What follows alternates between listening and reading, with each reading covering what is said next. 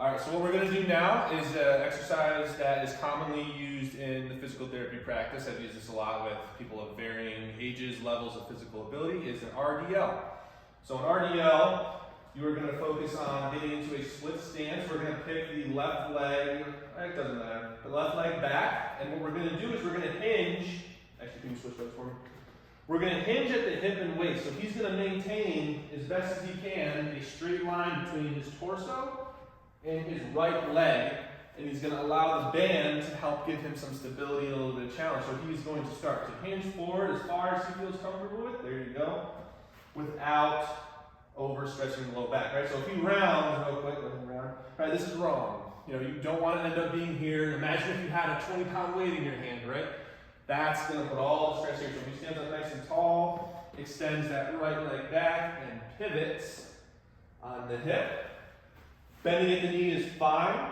Some of you athletes out there might be very flexible, and some of you gymnasts, I know, can do this with a straight left leg, and he's going to come right back up, engage the glute, and he's going to repeat that 3 times.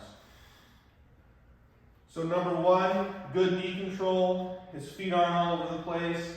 He's got a nice straight line right here, and his arm is coming out, right? He's using that band for a little stability. Now, if you had a weight in your hand, a kettlebell, dumbbell, plate, whatever, changes the exercise a little bit, but the principle is still the same. The movement is still the same. Did that hurt at all?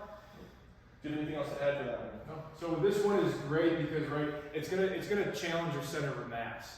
You know, the one thing we love doing with squats or RDLs is we like to do this reaching aspect because it really alters that center of mass to allow you to have more balance and control. And you know, like Dr. Grant said, this is used in the physical therapist world, but again, we use this in the strength and conditioning world too, because it's a part of improving performance. So this is something that we may superset with a deadlift, a squat, maybe do something with your performance phase of training like your plyos, because it has a lot of transference. You work on the foot complex, the glute, the hamstring, the hip, the quad, the upper body.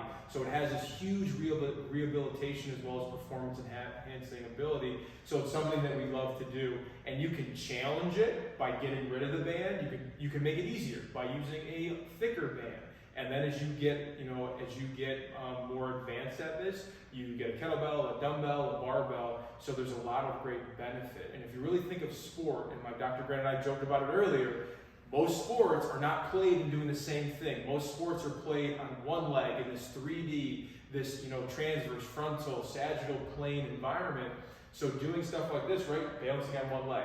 How many volleyball players or golfers do you literally only spend time on one leg or 2 legs? Basketball, never. Baseball, rarely. So this is a great movement because it's on one leg and has huge benefits to your performance, but your injury prevention. Absolutely.